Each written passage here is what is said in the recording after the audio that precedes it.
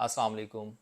अंग्रेज़ जब यहाँ पे हिंदुस्तान में आए थे तो उनके पास 2 ऑप्शन थे। एक तो ऑप्शन ये था कि वो यहाँ के जो 40 करोड़ लोग हैं, उन लोगों को जो है वो अंग्रेज़ी सिखाएँ और अंग्रेज़ी सिखा के तब उनके साथ कम्युनिकेशन करें। दूसरा उनके पास ऑप्शन ये था कि वो यहाँ की वो मुकामी ज़ुबानें जो हैं वो सीखें।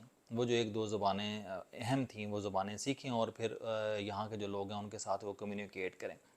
दूसरा ऑप्शन उनके लिए आसान था, तो इसलिए उन्होंने यहाँ की जो मुकामी ज़ुबानें थीं वो सीखने का इरादा किया। लेकिन जब वो ज़ुबानें सीखने लगे तो उनके सामने एक बड़ा अजीब प्रॉब्लम आया। प्रॉब्लम ये था कि यहाँ पे हर 300 मील के बाद जो है वो ज़ुबान और लहजे और वो जो सारा रस्म व रवाज थे, वो सकाफ़त जो वो बदल जाती थी। तो कहीं पे वो जो है वो हिंदी बोली जाती थी, कहीं पे उर्दू बोली जा रही थी, कहीं पे संस्कृत थी, कहीं पे मलवारी थी, कहीं पे गुजराती और कहीं पे जो है वो पश्तो और बलोची जो है वो बोली जा रही थी। तो मुख्तलिफ़ इलाकों की ज़ुबानें मुख्तलिफ़ थीं। तो अंग्रेज़ को यहाँ पे बहुत ज़्यादा इसका जो है प्रॉब्लम हुआ। तो जब ये बात बरतानिया में पहुंची तो वहाँ पे उन्होंने एक जॉन गिलक्रिस्ट नाम का जो एक बंदा था उसको यहाँ पे हिंदुस्तान में भेजा। वो मुख्तलिफ़ ज़ुबानों का जो है वो माहिर था। जहाँ पे जब वो घूमा फिरा तो उसको पता चला कि इन ज़ुबानों के अलावा पूरे हिंदुस्तान के अंदर एक ऐसी ज़ुबान भी है जिसमें मुख्तलिफ़ ज़ुबानों के जो है वो लफ्ज़ हैं और वो तकरीबन सारे हिंदुस्तान में वो बोली और समझी जाती है, क्योंकि उसमें मुख्तलिफ़ ज़ुबानों के अल्फाज शामिल हैं। और वो जो ज़ुबान थी उस ज़ुबान का नाम था हिंदुस्तानी। शुरू में उसको हिंदुस्तानी कहा जाता था और बाद में उसी ज़ुबान को उर्दू कहा जाता था। तो इस तरह से जो थी वो ज़ुबान जो थी वो राब्ते की एक ज़ुबान जो है वो हिंदुस्तान में बन गई। तो 1800 ईस्वी में जब यहाँ पे फोर्ट विलियम कॉलेज बना, और वो कॉलेज इसीलिए बना था कि जहाँ पे जो अंग्रेज़ बरतानिया से यहाँ पे आते थे वो यहाँ पे उस कॉलेज के अंदर उर्दू, संस्कृत और हिंदी ज़ुबान जो है वो सीखते थे, और कुछ यहाँ के जो मुकामी लोग थे वो उस कॉलेज के अंदर अंग्रेज़ी ज़ुबान जो है वो सीखते थे। और उस कॉलेज से जब वो फ़ारग होते थे अंग्रेज़ तो ज़ाहिर है वो यहाँ पे कोई ऑफ़िसर होते थे और बाकी जो है उनके मातहत होते थे, और इस तरह से उन्होंने वो यहाँ पे वो काम चलाया। तो 1803 ईस्वी में एक इखलाक हिंदी नाम की एक किताब थी जो शाया हुई, और उसी दौर के अंदर यहाँ पे छापा खाना और प्रिंटिंग प्रेस जो है वो ये लगा, और मुख्तलिफ़ ज़ुबान जो है वो ये इस तरह की उर्दू की जो किताबें हैं वो छपना शुरू हुई। तो वो जो इखलाक हिंदी किताब थी उसमें उर्दू से रिलेटेड जो उर्दू की सरबनाव थी, और उसमें जो उर्दू के ये जो कह लें रस्मुल ख़त थे, इस तरह की जो चीज़ें उसके अंदर बेसिक जो चीज़ें थी वो उस किताब के अंदर थीं। और ये फोर्ट विलियम कॉलेज था, उस कॉलेज के अंदर भी वो किताब जो है वो पढ़ाई जाती थी। तो इसी तरह से उर्दू की किताबें जो हैं वो धड़ाधड़ जो है वो उन दिनों में छपना शुरू हो गई।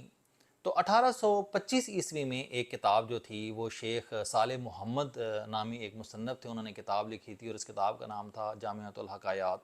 ये किताब जो थी, इसमें किताब के अंदर तकरीबन 200 के करीब जो वो हकायात थी जो इस एरिया के लोगों के मुतल्लिक जो थी वो कहानी और हकायात थी। तो उस किताब के अंदर ही एक वाक़या था लिखा हुआ, वो बड़ा शानदार वाक़या है जो मैं अभी आपको सुनाना चाह रहा हूँ। वो किताब के अंदर एक वाक़या लिखा हुआ था कि तुर्किस्तान का एक बादशाह था और वो लंबी ज़िंदगी का बड़ा ख़्वाह था। वो चाहता था कि उसकी ज़िंदगी बड़ी लंबी हो। तो उसने अपने इलाके के जो तबीब थे उनको अपने पास बुलाया, और कुछ मुशीर जो थे वो उसके पास थे, और उनको अपनी ख्वाहिश बताई कि मैं चाहता हूँ कि मेरी ज़िंदगी जो है वो बड़ी लंबी हो।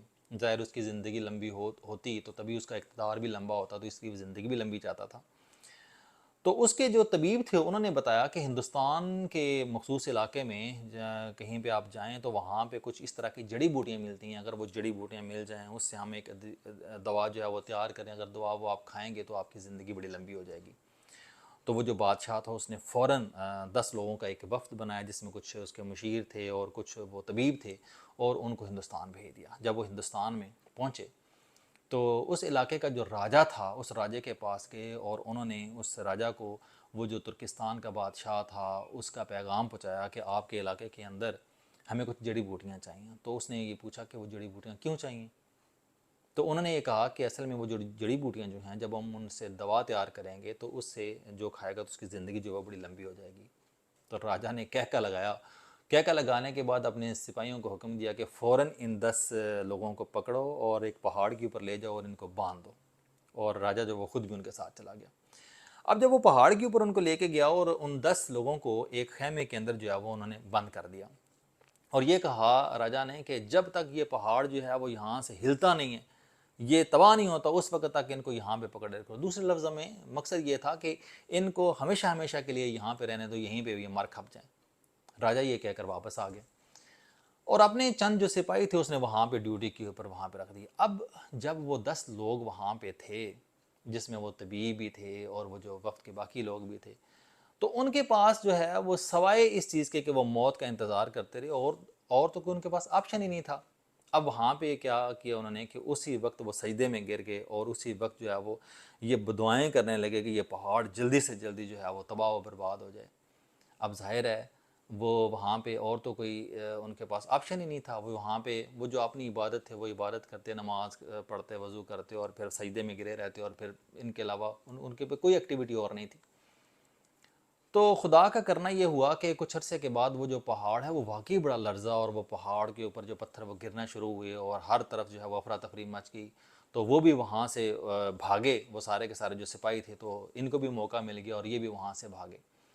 जब ये भाग रहे थे तो उन सिपाहियों ने इन सबको दोबारा पकड़ लिया, वो जो 10 के 10 लोग थे। अब जब वो पकड़ के दोबारा राजा के पास लेके गए तो उन्होंने राजा को सारा वाकया सुनाया कि वो पहाड़ तो वाकई लरस गया था और वहाँ से ये सारे भाग रहे थे, तो हमने इन्हें पकड़ लिया। अब राजा जो था तो उसने दोबारा कहका लगाया।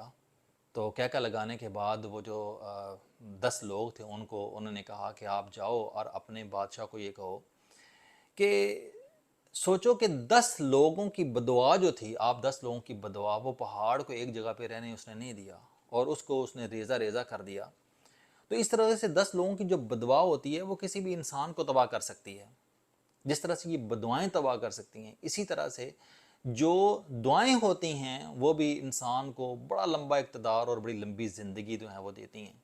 तो आपके पास तो 10 लोग नहीं हैं, आपके पास तो 10 लाख से भी ज़्यादा रियाया होगी।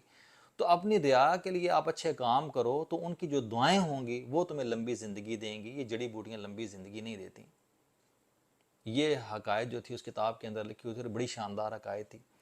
तो इस हकायत से ये बिल्कुल क्लियर होता है कि हमें ज़िंदगी में हमें अगर लंबी ज़िंदगी चाहिए, खुशहाली चाहिए, सुकून चाहिए, अमन चाहिए और इज़्ज़त चाहिए, वक़ार चाहिए, तो उसके लिए हमारे इर्द-गिर्द जो ज़रूरतमंद लोग होते हैं, जो नादार लोग होते हैं, जो बेचारे मुआशी एतबार से या किसी भी एतबार से जो है वो किसी मुसीबत में शिकार होते हैं, किसी मुसीबत का शिकार होते हैं, तो हमें उनकी ज़रूरतों का ख़्याल रखना चाहिए।